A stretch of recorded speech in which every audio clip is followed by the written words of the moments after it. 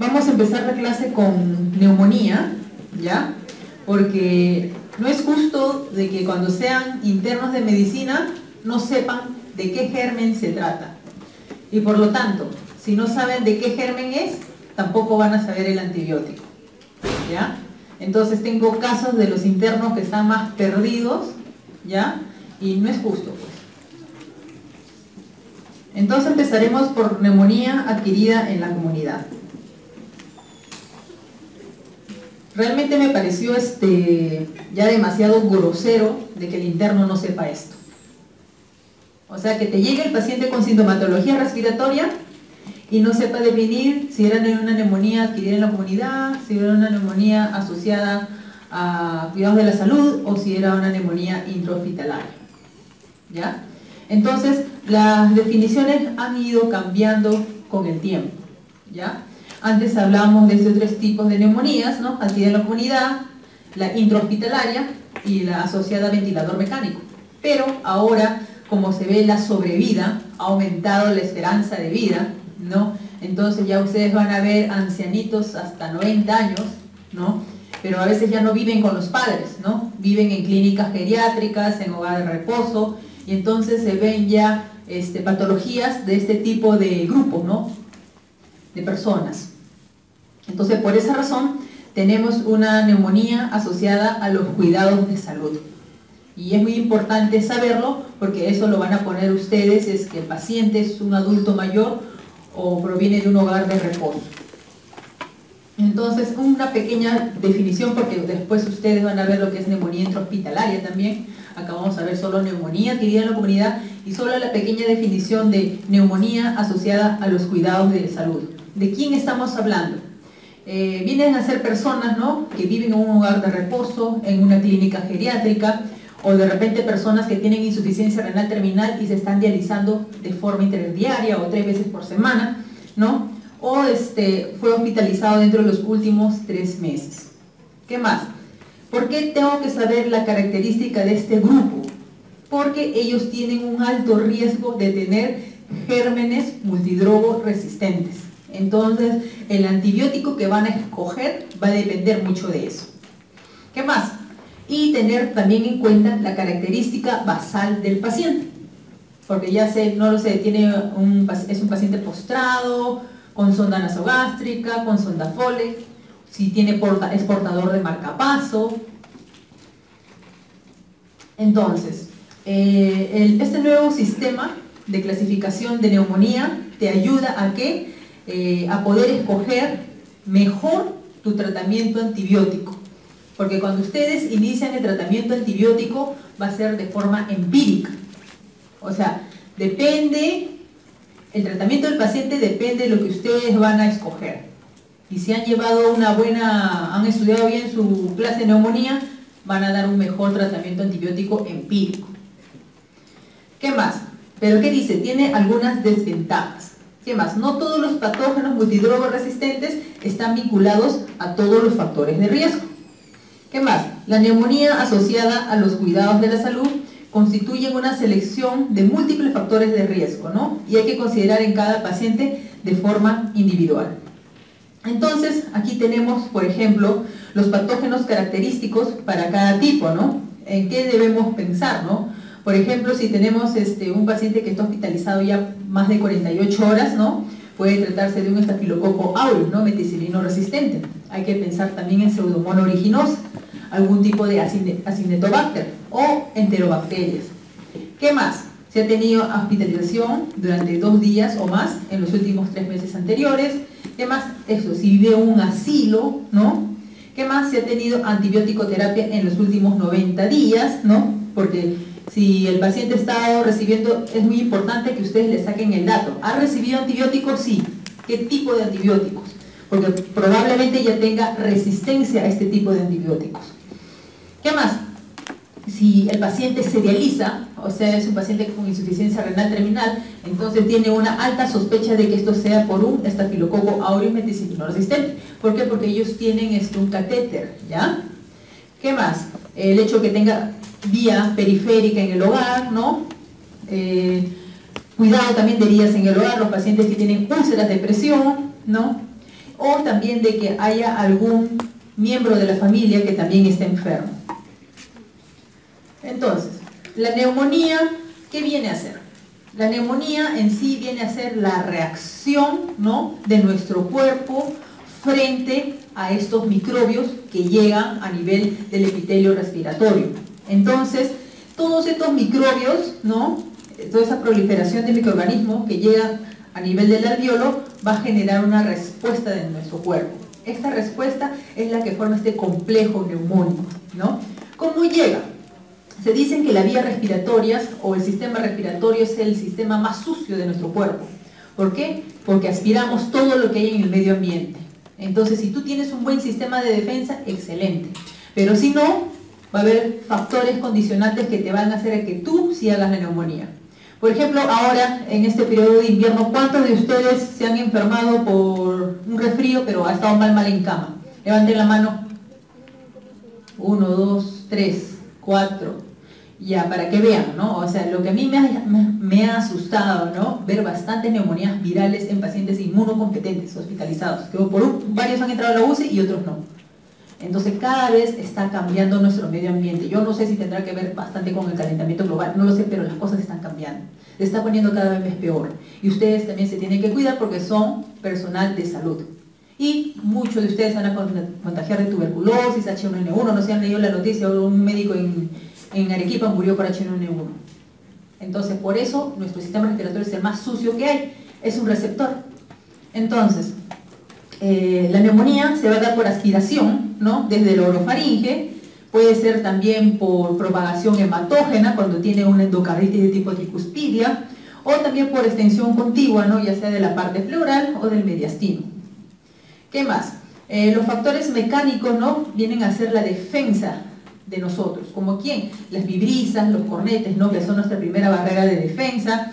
Luego las mismas ramificaciones del árbol traqueobronquial, ¿no?, que tenemos nuestros macrófagos ahí. ¿Qué más? El reflejo nauseoso y la tos.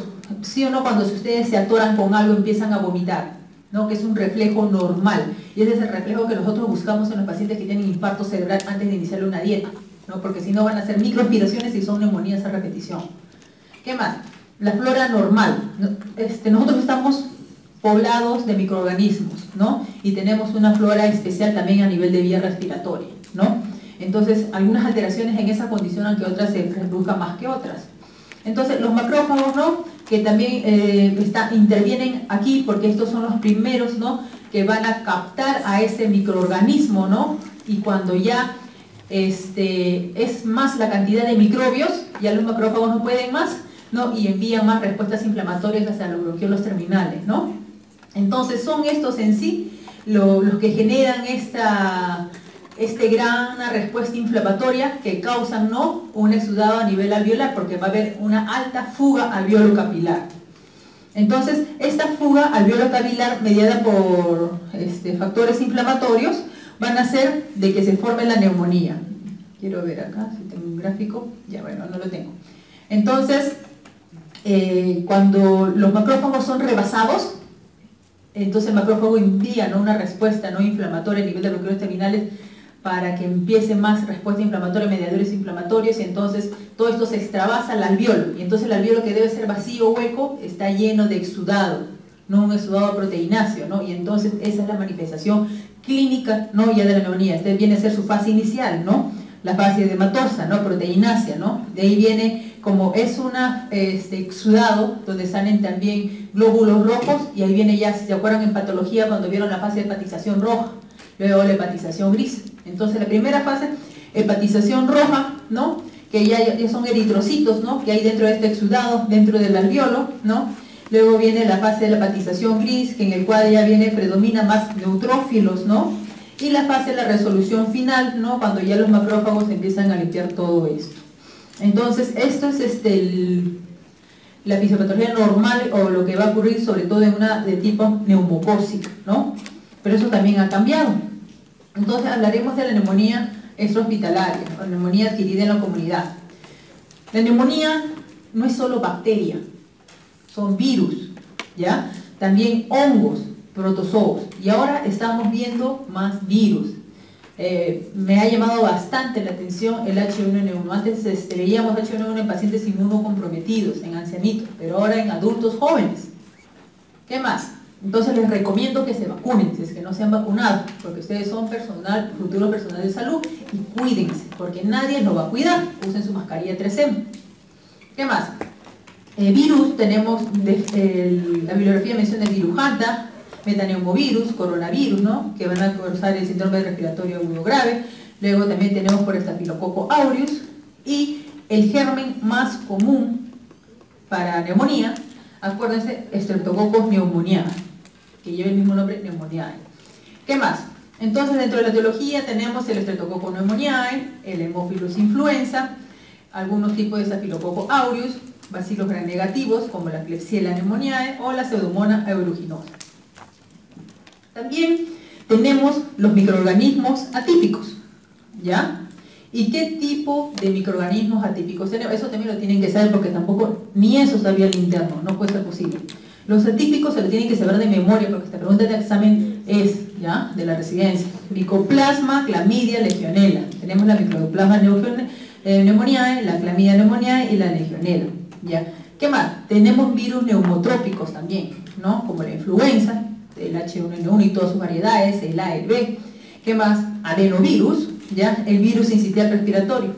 ¿Alguien conoce a Sonali Tuesta? Que hace su programa en TV Perú.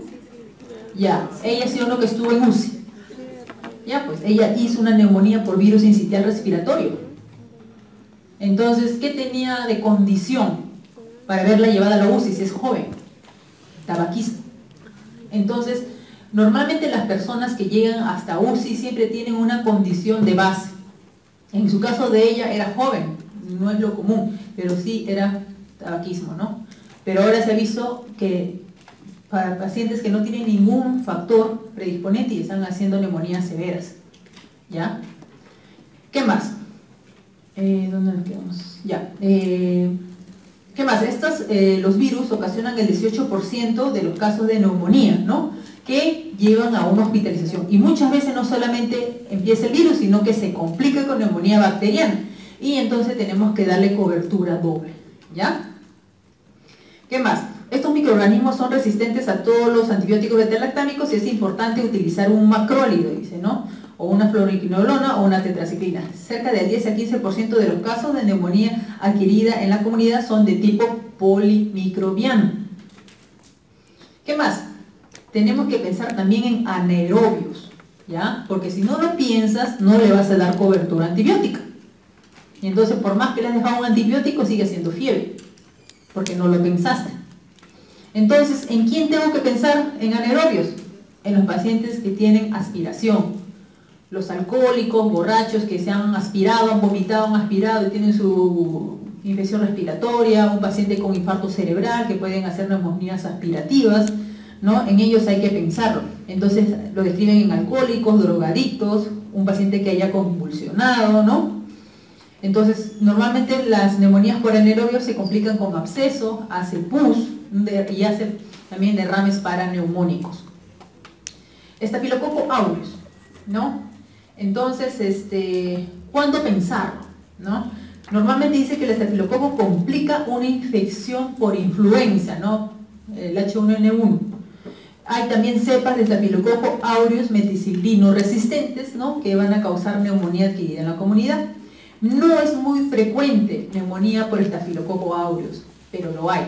Y cuando lo hay es grave. ¿Por qué? Porque hace huecos en el pulmón, una neumonía necrotizante. El paciente evoluciona rápidamente, su evolución es tórpida y rápida, y pacientes terminan en la UCI. Entonces, de acuerdo a esto hemos visto, ¿no?, la etiología sobre los gérmenes que tienen que pensar para que en base a eso den el tratamiento. ¿En qué pensar cómo se llama meticilino, Staphylococcus aureus meticilino resistente, ¿no? Entonces, si hay historia, ¿no? Si ha estado, ¿cómo se llama? Con un paciente que ya ha tenido la misma historia, cultivos, ¿no? Por eso es muy importante la anamnesis y los datos que saquemos, y también tiene características en la placa radiográfica. Entonces, acá tenemos un cuadrito, ¿no?, de causas microbianas, ¿no?, de extrahospitalaria, ¿no? Por ejemplo, en pacientes ambulatorios, pacientes fuera de la unidad de cuidados intensivos y en la unidad de cuidados intensivos. Entonces, a la cabeza, Streptococcus pneumoniae. Pregunta de residencia, Streptococcus pneumoniae. ¿Ya? Entonces es una pregunta que te la van a regalar. ¿Qué más? Dentro de los ambulatorios tenemos que pensar también en Mycoplasma, Haemophilus. Dentro de los atípicos, o sea, más frecuente, es Mycoplasma, ¿ya? Y los virus respiratorios, ¿ya? Dentro de lo que están fuera de la UCI, ¿no?, que se están hospitalizando, sigue Streptococcus, Mycoplasma, Clamidia, ¿no?, Haemophilus y algunas especies de Legionella, y al final también virus.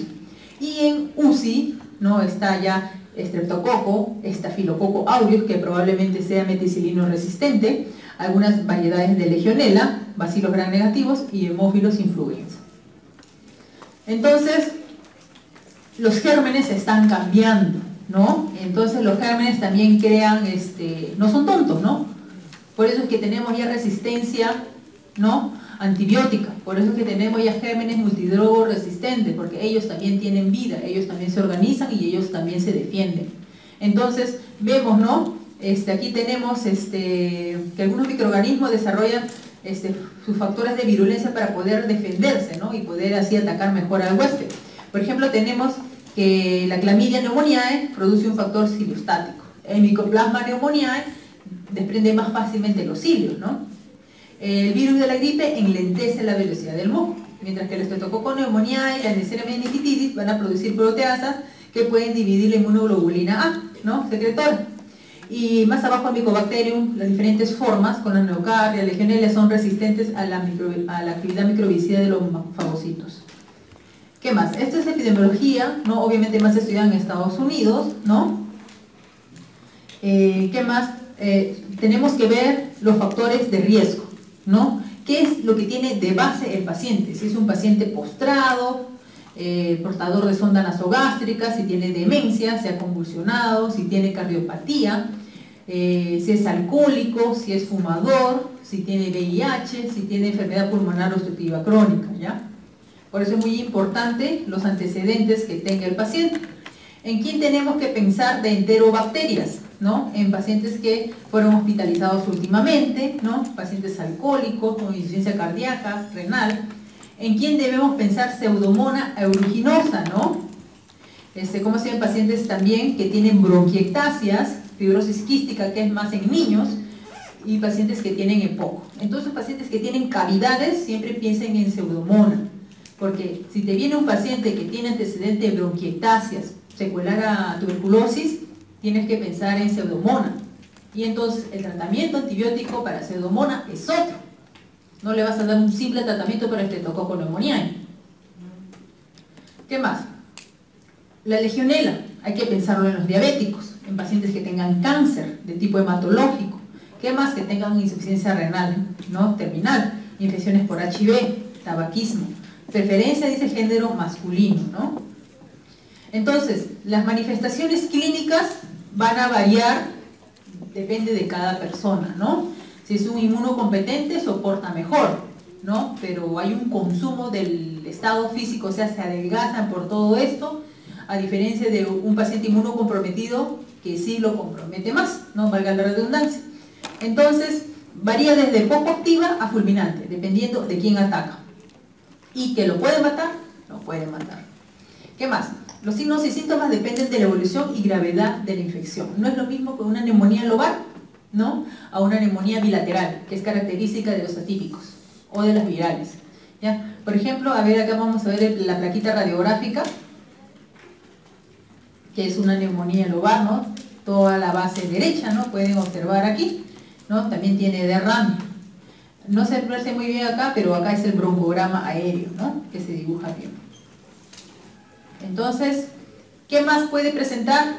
Fiebre, va a estar taquicárdico, va a tener escalofrío, va a cursar con sudoración. La tos en un inicio puede ser seca, luego se puede hacer productiva, puede ser flema de tipo mucoso, purulento y ya hemoptoico, ¿no?, porque ahí mismo dice cuando hay la extravasación en la membrana alveolo-capilar de los eritrocitos. Si hay afectación de la pleura, puede surgir dolor pleurítico, ¿no? Y muchas veces es parte de nuestro diagnóstico diferencial, ¿no? Neumonía basal derecha con cuadro de apéndice. Muchas veces vienen con dolor referido, ¿no? O celíaca derecha creen que es apendicitis aguda y por eso le piden una placa pulmonar, ¿no? Porque muchas veces es una neumonía y lo vayan a operar por gusto. ¿Qué más? Incluso el 20% de los pacientes muestra síntomas de aparato digestivo, náuseas, vómitos, diarrea, ¿no? Y entonces, y síntomas generales como dolor de cabeza, mialgias, artralgias, por todos estos factores inflamatorios que son liberados. ¿Qué más? La exploración física varía de acuerdo al grado de consolidación pulmonar y a la presencia o no, ausencia de derrame pleural. Entonces el paciente va a estar taquipnéico. Si hay mayor compromiso de parénquima pulmonar, por ejemplo, si es bilateral, va a haber un empleo de los músculos accesorios de la respiración, ¿no? Entonces, si depende del compromiso del parénquima pulmonar, entonces la amplexación pulmonar también va a estar disminuida, y si hay una amplexación pulmonar disminuida, entonces va a haber hipoxia, ¿no? Entonces va a haber hipoxia, taquipnia, todo eso va a hacer que haya un mayor hipercatabolismo. ¿Qué más? A la palpación pueden encontrar un frémito táctil más intenso o disminuido y la percusión pueden variar de mates. Entonces se describe que al momento de que ustedes ponen la mano, entonces las vibraciones vocales van a estar aumentadas porque por eso le llaman fase de hepatización. O sea, está duro pero pasa el aire, ¿no? Por los bronquios que están ahí, es una fase de hepatización, pero si hay agua no pasa y es mate. Por eso es la diferencia ahí cuando ustedes ponen la mano de acuerdo a las vibraciones vocales. ¿Qué más? En la auscultación vamos a escuchar los famosos crepitantes, ¿no? Que son ruidos finos al final de la inspiración, ¿no? Que la describen como que tú frotas tu pelo al costado de la oreja, que es bien finito, es fino, a diferencia de los subcrépitos que son algo más gruesos y le encuentras tanto en la inspiración como en la expiración, o se modifican con la tos, ¿no? ¿Qué más? Si es un adulto mayor, no te va a hacer ni con tos ni con nada, simplemente de un momento a otro ya no habla o se ha quedado dormido, no reacciona. Ellos hacen confusión, hacen un tipo de delirio, ¿no? Entonces todos los ancianos no te dan toda una clínica florida, ya sea abdominal, urinario o pulmonar, solamente compromiso neurológico, y eso es un indicativo a los familiares de que tienen que llevarlo al hospital, ¿no? Solamente hacen un delirio. Y ya cuando es muy grave, ¿no? Ya lo lleva pues a la hipotensión y al shock, ¿no? Al shock séptico. En el diagnóstico diferencial, ¿no? Otras enfermedades infecciosas y no infecciosas como bronquitis aguda, exacerbación de una bronquitis crónica en los fumadores, pacientes que tengan insuficiencia cardíaca, ¿no? Un tromboembolismo pulmonar también puede estar dentro de nuestro cuadro porque también ellos tienen hemoptisis, y neumonitis también por radiación. La anamnesis es muy importante aquí porque de acuerdo a los datos que yo le saque de los fármacos que ha tomado, ¿no? Es el tratamiento antibiótico que yo le voy a dar, porque si no le pregunto, no lo voy a cubrir contra ese germen. ¿Qué más? Por ejemplo, hay que ver, ¿no? Si es que tiene alguna cardiopatía, porque los pacientes con cardiopatía cursan también con un edema pulmonar y también vas a encontrar los crépitos finos, ¿no? Cuando tiene el paciente su edema. Luego un cáncer de pulmón, ¿no? ¿Por qué? Muchas veces pacientes que ingresan por una neumonía y al mes vuelve a reingresar otra vez en ese mismo nivel. Entonces, o sea, que neumonía otra vez localizada, no. A veces es un cáncer que se está sobreinfectando, ¿no? Entonces ya hay que pensarlo. Si no lo piensas, no lo diagnosticas. ¿Qué más?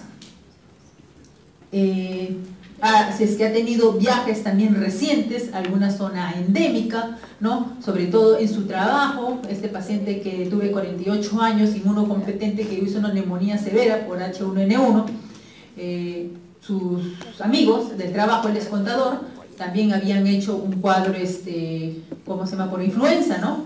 Pero ellos no llegaron pues al estado de que se tuvo que hospitalizar, ¿no? Entonces eso depende. ¿Qué más? A la exploración física, ¿no? Tiene una sensibilidad del 58% y una especificidad del 67%, y los signos radiográficos pueden mostrar cavitaciones o un ataque multilobular. Entonces, los neumatoceles sugieren infección por Staphylococcus aureus, eso es algo característico de Staphylococcus aureus. Y en la parte superior, ¿no? Acuérdense, tuberculosis afecta ápices, ¿ya? La tomografía nos ayuda a sospechar, ¿no?, en pacientes que tienen una neumonía post-obstructiva causada ya sea por tumor o por un cuerpo extraño. ¿Qué más? Entonces, aquí, por ejemplo, esto es una tomografía pulmonar de un paciente que tiene, ¿no?, pueden ver acá, un neumatocele. Es una cavidad no redondeada con su nivel hidroaéreo, ¿ya? Y miren, acá también tiene el compromiso posterior, tanto parenquimal como pleural.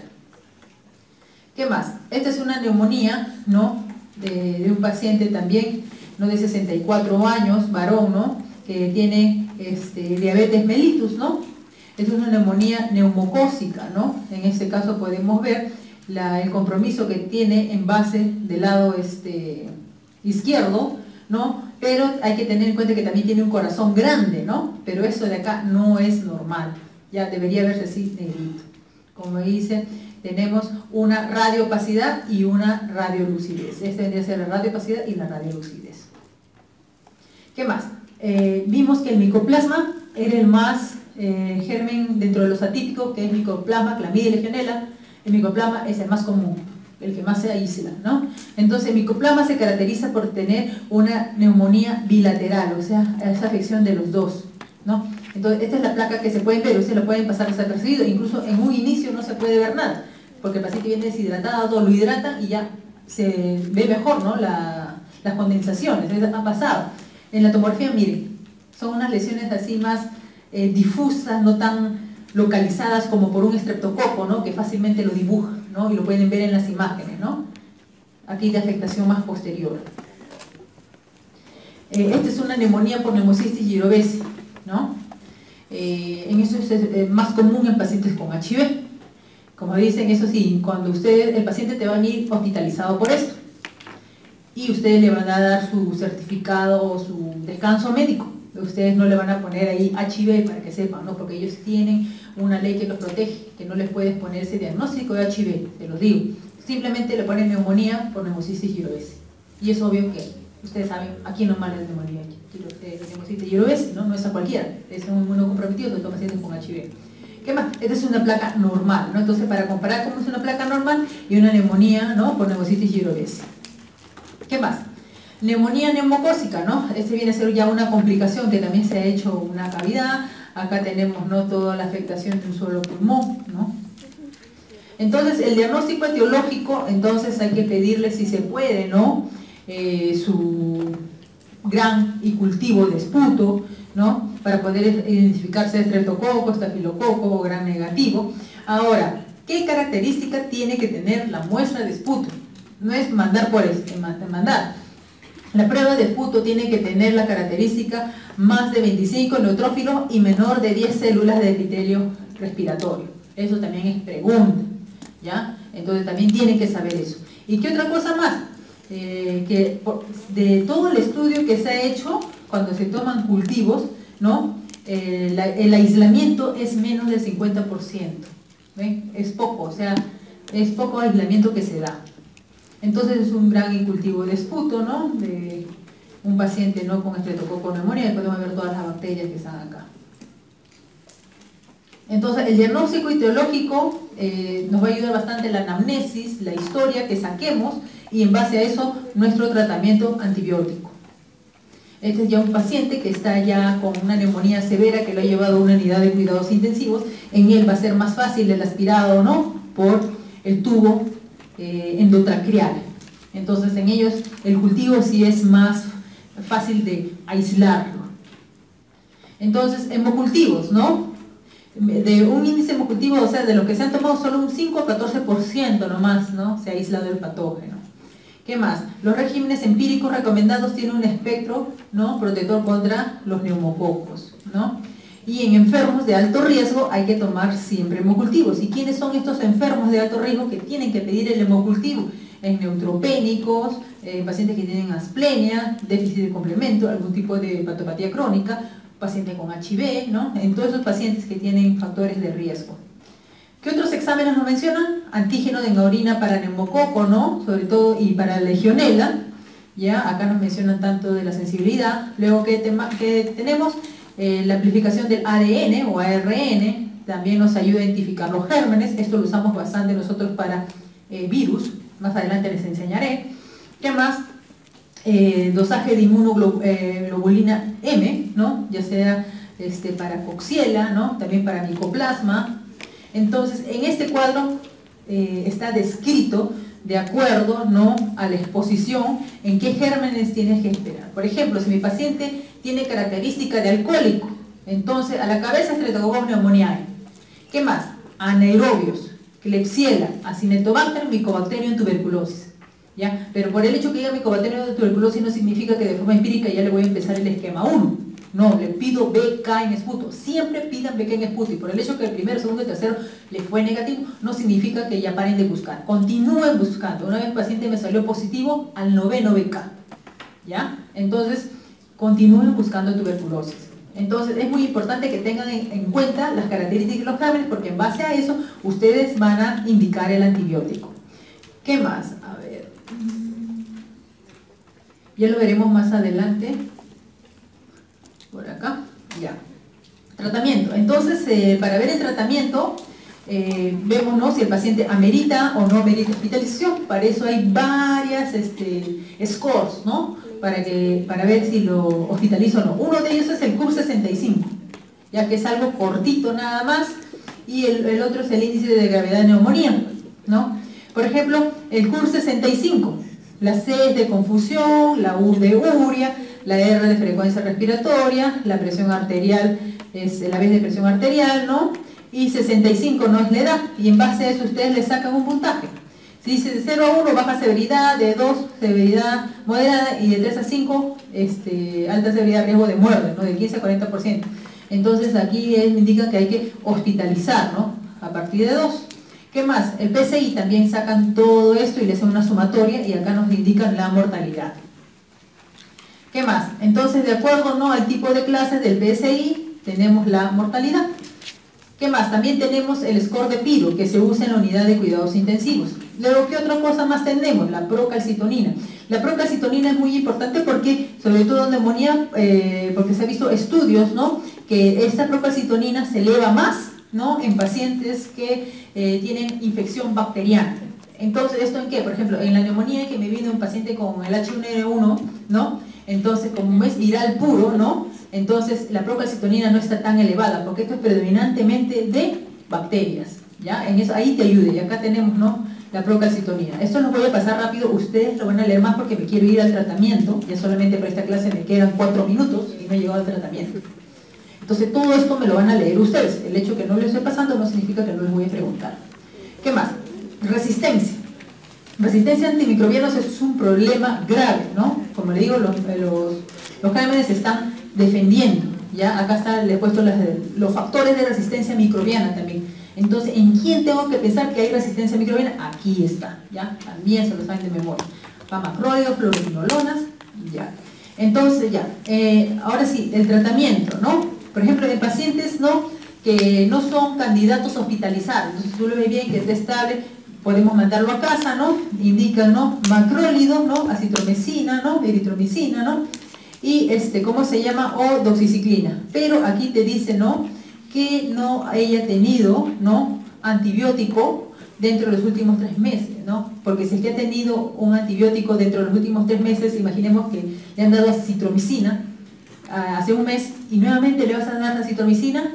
De acuerdo a esto, de los estudios se ven que los gérmenes crean resistencia, probablemente sea resistencia ya a acitromicina. ¿Qué más? Si es que tienen comorbilidades, no sea por enfermedad pulmonar, renal, hepático, sea diabético, alcohólico, sea tenga cáncer, N cosas, aquí está la descripción.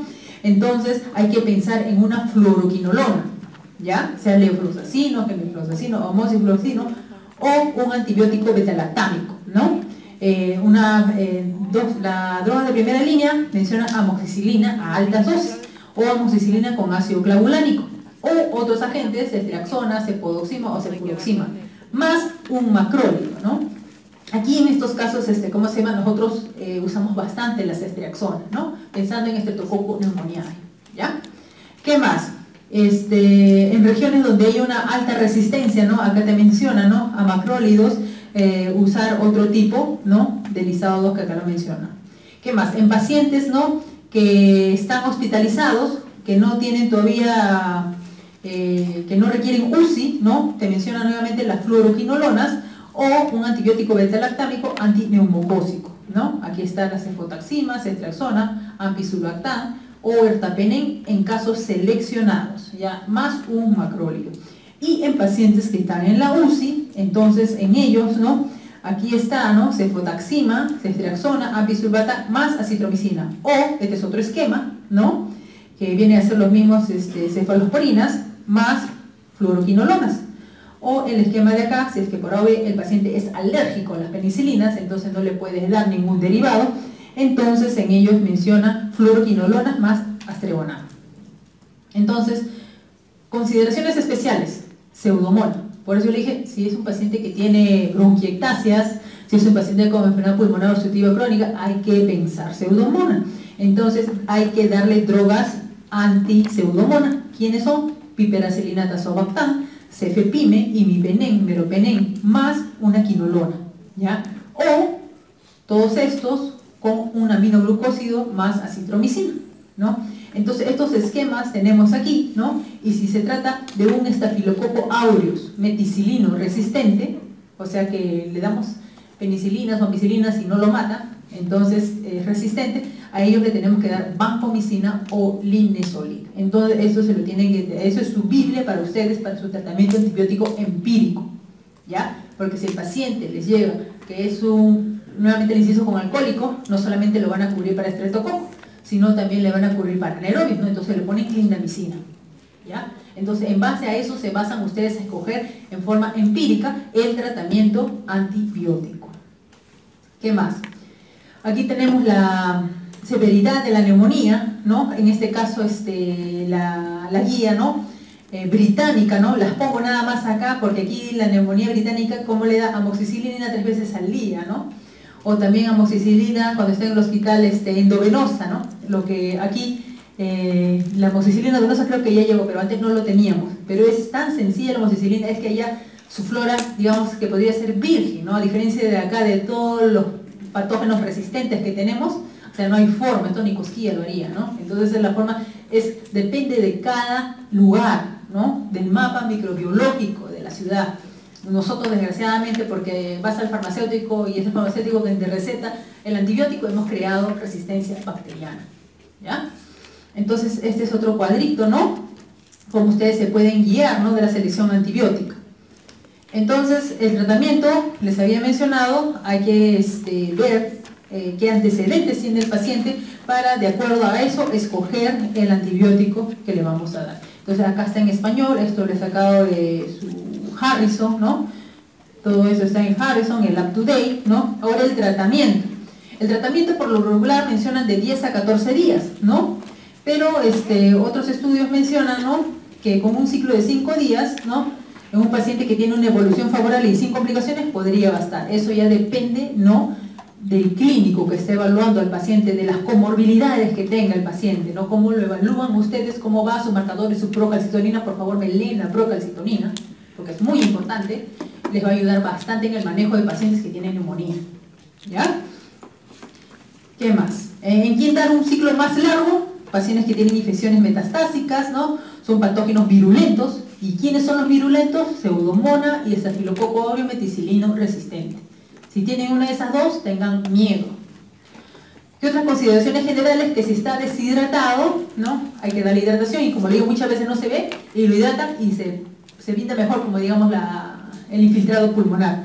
Darle oxígeno, ¿no? Si es que tienen ya hipoxemia, y obviamente que si ya no pueden el paciente respirar, va a la UCI para su ventilación mecánica, ¿no? Ineficacia terapéutica, ¿no? ¿Qué significa? Que no le sacaste bien los datos, por lo tanto no has escogido un buen tratamiento antibiótico y por eso no va bien tu paciente. Entonces revalorar en el tercer día. Ya, acuérdense de esto. ¿Por qué les digo? Hay que revalorar en el tercer día, porque más adelante hay un caso de que no fue bien y se murió. ¿Qué más? Diversas enfermedades no infecciosas también simulan neumonía, como un tromboembolismo pulmonar, y también que el germen sea resistente al fármaco que escogieron, ¿no? Complicaciones, ¿no? La insuficiencia respiratoria, el shock, falla multiorgánica, que haga abscesos en pulmón, infección metastásica a distancia, una espondilodicitis, una endoftalmitis, ¿no? Derrame pleural complicado, ¿no? Y cuando hablamos de un derrame pleural complicado, ¿no? que tenga estas características el líquido. Ustedes, o sea, todo líquido que ustedes vean unilateral, pónganlo, estudienlo. ¿Por qué? Porque si ustedes le hacen, y es un exudado simple, ¿no? Que ahí nomás puede, pero si este de acá, este exudado, es menos de 7 y tiene estas glucosas y este LDH, ¿no? Tienen que llamar al cirujano de emergencia para que le ponga un tubo y tienen que drenar, ¿ya? Entonces tienen que saber que si no tiene estas características ese derrame, que es un empiema, y empiema es una urgencia porque se tiene que drenar. ¿Qué más? Vigilar fiebre, la leucocitosis, ¿no? Esa es la evolución que vemos cuando nosotros damos un antibiótico empírico, ¿no? Que le hemos sacado bien el dato, entonces la respuesta clínica en el paciente se ve de las 48 a 72 horas. Si ustedes escogieron bien su antibiótico, ese paciente tiene que mejorar a las 48 a 72. Si en ese tiempo no ha mejorado, algo está mal. Entonces ahí tengo que ver que ya bajé mi fiebre, mi leucocitosis, entonces mis controles ya le pido de acuerdo a la evolución clínica al tercer día, ¿no? Cómo va mi paciente, si está tranquilo, ¿no? Pero si está empeorando, ¿no? Ven en qué momento hacen el control. ¿Qué más?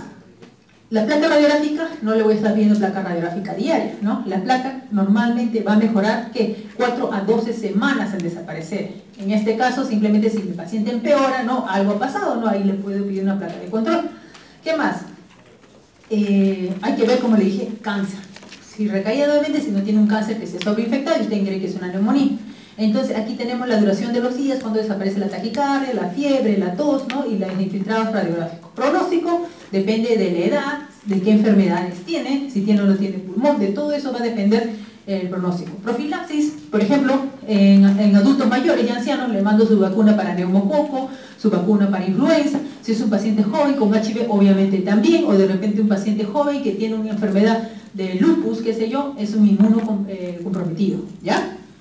Entonces, acá tenemos las guías de la ITSA, ¿no? A ver, vamos a ir ya. Fármacos y neumonía. ¿Qué más? Estos fármacos que también me pareció importante colocarlo, y eso lo van a estudiar, los gérmenes atípicos, ¿ya?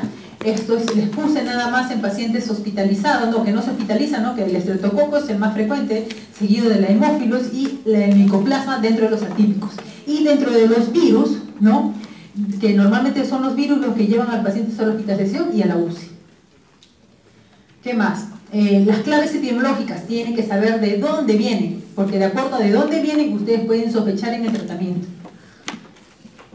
¿Qué más? Entonces me causó gracia, ¿no? Esto, que aquí, por ejemplo, en el Lab Today lo mencionan como bioterrorismo, ¿no? Bioterrorismo, ¿en qué tienes que pensar? En Actras, ¿cómo se llama? En plagas neumónica, tularemia, legionela, ¿no?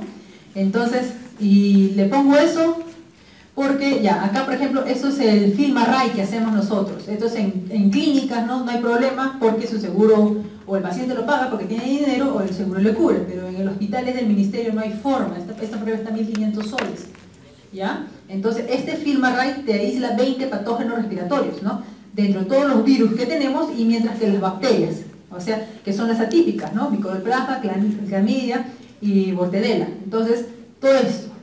Entonces te lo saca inmediato, en 1 hora está el resultado de un hisopado faríngeo. Entonces simplemente ves que es una influenza, entonces está bien con oseltamivir, ¿no? Cada 12 horas, ¿no? Y ya te confirma el diagnóstico. Entonces, ¿qué más? Grupos y factores de riesgo, ¿no? Que se pueden complicar. Aquí está, eso también me lo estudian. ¿Qué más? Entonces, la peste neumónica, ¿no? Primaria como transmisión intrahospitalaria de la libertad. Esto también me lo van a leer. ¿Por qué? La peste neumónica producida por Yersinia pestis, ¿no? Entonces, que lo vimos ahí como bioterrorismo, ¿no? Pero ese bioterrorismo no lo tenemos en Perú, ¿no? Forma parte de nuestra flora normal. Qué sé yo, alguien ahí lo picó la pulga a esta paciente, al caso cero, una mujer de 29 años, y esta le contagió el hermanito. Entonces llegó al hospital de Trujillo y el médico residente lo ve, no se cubrió, no se protegió, porque si tú no te proteges, nadie te va a proteger. Y por lo tanto, si coges el germen, te moriste. Entonces, protéjanse. Él no se protegió y lo vio el estudiante de medicina. Ustedes que ahorita están haciendo su práctica. Entonces lo vieron y pensaron que era un estreptococo común y silvestre. Pero no era estreptococo. ¿Qué era? Era Yersinia. Yersinia pestis. ¿Y qué pasó? ¿Dónde está? ¿Dónde está? Eso lo van a leer ustedes. El caso 1 falleció a los 36 días. El residente se recuperó. El estudiante de medicina falleció. Y el hermanito se recuperó. ¿Ven? Si nadie lo pensaba, si nadie le sacaba el estudio, o sea que le había picado la pulga, ¿no? Entonces eso lo van a leer. Esto fue la placa radiográfica de la chica, del caso 0, ¿no? Que le picó la pulga. Esto es ya del residente. ¿Ya? Entonces van a leer ese caso clínico.